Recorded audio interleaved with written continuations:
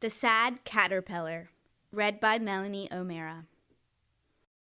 A green caterpillar, looking for a yummy leaf to chew, crawled on a cherry tree branch. "That dumb little green thing just crawls on its tummy," said a yellow grasshopper. "It can't even stand up straight." "I'm glad I'm not some crummy little bug without nice long legs," said a black ant. "Me too," said an orange ant. "Who'd want to play with a thing like that?" A pink and purple spotted centipede with lots and lots of tiny legs sniffed its nose. "Short legs are fine," she said, "if you have pretty colors." Mosquito whispered to a black and white striped spider. "Caterpillar can't even fly, can barely even move at all." Spider said. "Caterpillar doesn't have nice long legs or pretty colors and can't fly in the air, just lazy looking and clumsy. I bet she can't even spin a web around a fly to turn it into dinner." Caterpillar felt sad and lonesome and wanted to hide, so she crawled off to a shady twig under a willow leaf. When she started to bite the leaf, the juice in her mouth felt extra sticky.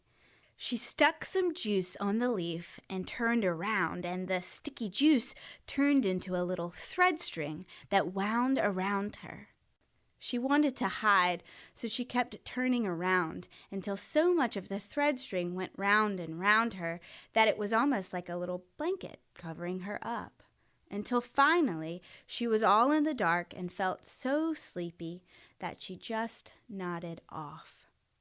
She slept for a long, long time, and when she woke she felt very different and strange, and when she began to crawl out of the blanket of thread strings onto a twig, she noticed she had grown 2 long, skinny legs, like the ant's legs, only longer. And then she discovered 2 more legs and 2 more, and understood she had grown 6 legs, like the ant's legs, only longer and taller. And on her back she felt something even stranger, and looked back to discover the most beautifully colored wings she had ever seen, blue and red and golden yellow. She began to wave them in the air, and then she felt herself lift up from the twig and discovered she was flying. Grasshopper looked up. "Wow," he said. "She's not tummy crawling now." She flew over the ants. "What wonderful legs," one ant said. "They're even longer than mine," said another. "Her wings," she heard Centipede say. "I've never seen such beautiful colors."